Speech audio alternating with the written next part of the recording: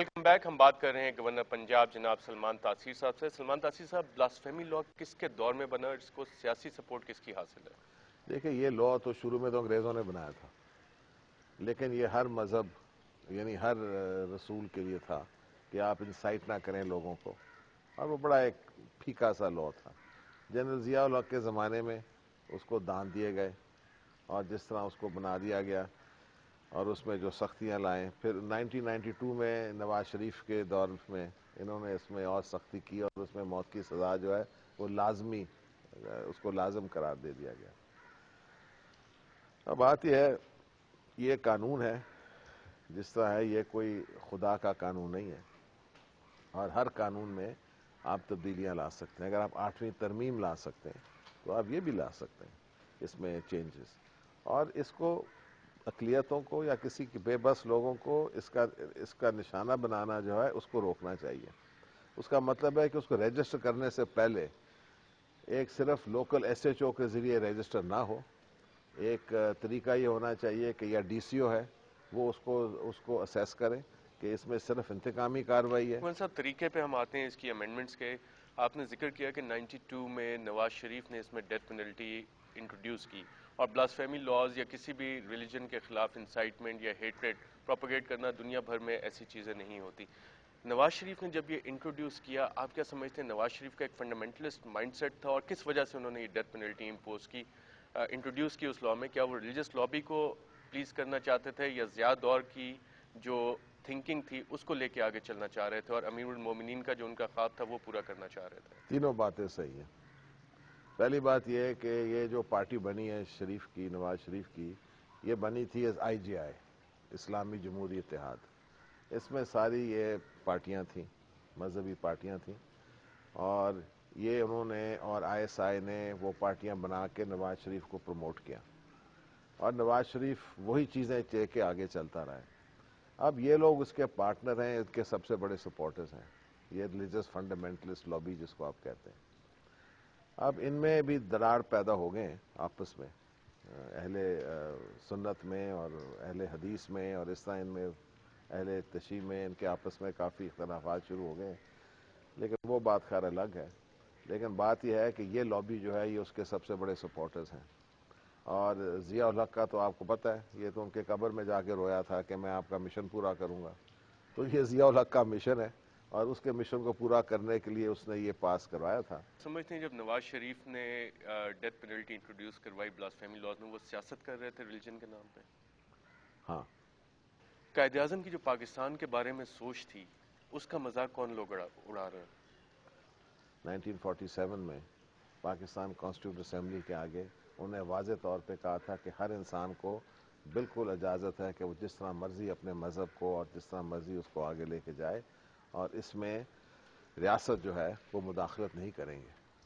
تو یہ ان کی سوچ تھی. لیکن ان کی سوچ کو تو اس کے بعد کئی لوگ وارث بن گئے.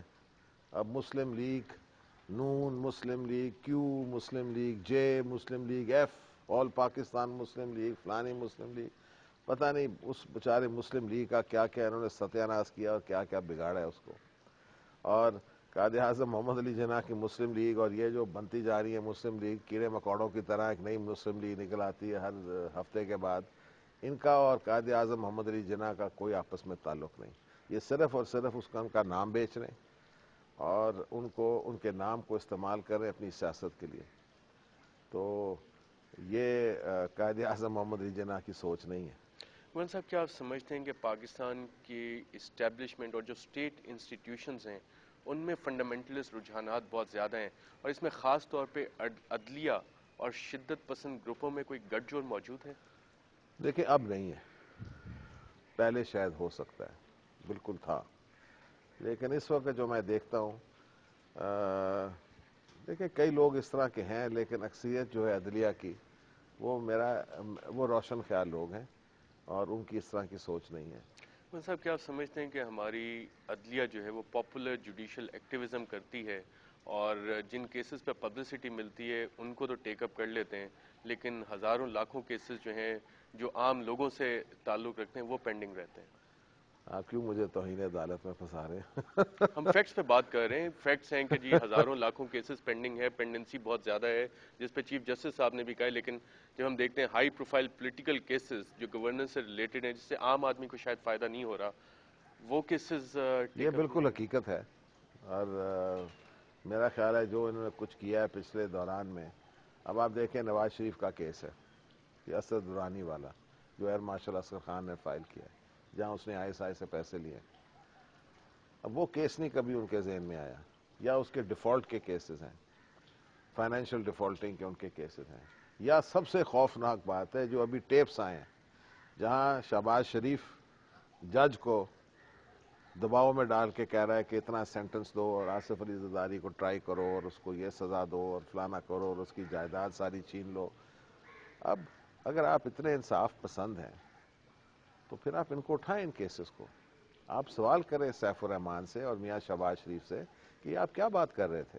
سلیکٹو جسٹس نہیں ہونا چاہیے آپ کے خیال؟ سلیکٹو جسٹس نہیں ہونا چاہیے. دیکھیں آصف علی زرداری پچھلے پتہ نہیں کتنے سالوں سے یہ کیسز جو ہے, کیس ایک آصف علی زرداری ملا ہے ان کو سارے پاکستان میں, اس کے پیچھے نواز شریف بھی پیچھے پڑا رہا. اس کے بعد اپنی کتاب میں نواز شریف نے اپنی کتاب جو سہیل وڑیچ نے لکھی ہے, اس نے کہا تھا کہ میں نے یہ کیسز درج کیے under political pressure, under institutions میں, ان کے دباؤ کے تحت میں نے یہ کیسز بے نظیر بھٹو اور آصف علی زرداری پہ کیے تھے. یہ بقول نواز شریف ہے, یہ میری بات نہیں ہے. آپ اس کی کتاب پڑھیں جو سہیل وڑیچ کی کتاب گوئن ہے. صاحب ہم تو اگر بات یہ وہ خود کہہ رہے ہیں اپنی زبان سے کہ دیز آر پولیٹیکلی موٹیویٹڈ لیکن اس کیسز, کے بعد نواز شریف نے چارٹر آف ڈیموکریسی بھی محترمہ کے وہ ساتھ بھی سائن کہا, کیا اور اس پہ عمل کرنے کی کچھ کوشش بھی کی ہے. وہ بھی کہا سب کچھ. اب پھر ان کو یاد آ گیا NRO, اب NRO پھر یاد آ گیا اور پھر ان کو وہی کیسز کے پیچھے پڑ گئے. اور ان کے اپنے کیسز کی جو لمبی فہرست ہے اور بڑی خوفناک فہرست ہے, ان کے بارے میں کوئی, میں نے تو کسی کو ٹیک اپ کرتے ہوئے نہیں دیکھا. جب بات کرتے ہیں تو وہ اپنا منہ موڑ لیتے ہیں. گوئن صاحب ان پہ بھی بات ہوگی کسی اور سیٹنگ میں آپ کے ساتھ. بلاسفیمی لاز میں امینڈمنٹس کس طرح سے لائی جا سکتی ہیں؟ کیا ایک طریقہ یہ ہو سکتا ہے کہ جس طرح آرٹیکل 6 کے تحت ہائی ٹریزن کا کیس رجسٹر کرنے کا ایک طریقہ ہے, اس طرح کی کوئی امینڈمنٹس لا میں لائی جا سکتی ہیں, یا کچھ اور سجیشنز آپ کے پاس ہوں؟ دیکھیے میں کوئی قانونی ماہر نہیں ہوں, لیکن ایک بات ہے کہ اس کو رجسٹر کرنے میں ایک فلٹریشن پروسیس ہونا چاہیے. یعنی یہ کہ جو کر رہا ہے رجسٹر, اس کو یہ بھی پتہ ہونا چاہیے کہ اگر انہوں نے اس طرح کا کیس رجسٹر کیا اور رسول پاک کا نام غلط استعمال کیا ہے تو پھر وہی قانون اس پہ لاگو ہوگا.